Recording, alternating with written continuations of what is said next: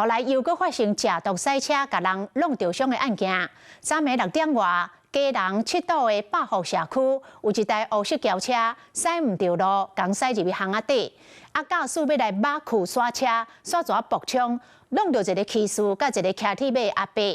弄着人了後，這個駕駛竟然車等的做伊走。也毋過真緊就警察抓到，原來是有食毒、心虛，才怎來落跑。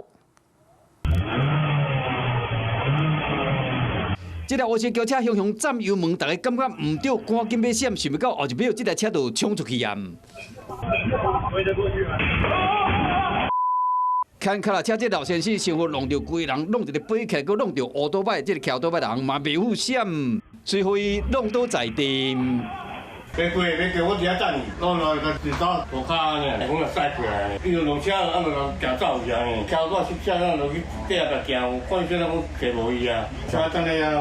被弄着老先生腳骨有着傷，轉去厝內務兵，加在無啥要緊。昨暗時6點，基隆百福社區，這個駕駛駛烏色轎車入去真矮巷仔底，擋着機車甲卡拉車的去路。伊一日駕駛座準備要駛倒退時，騎烏多擺人準備要讓路，想不到這個烏色轎車直接就衝進前，弄着人了後，這個駕駛車幫的人做伊走。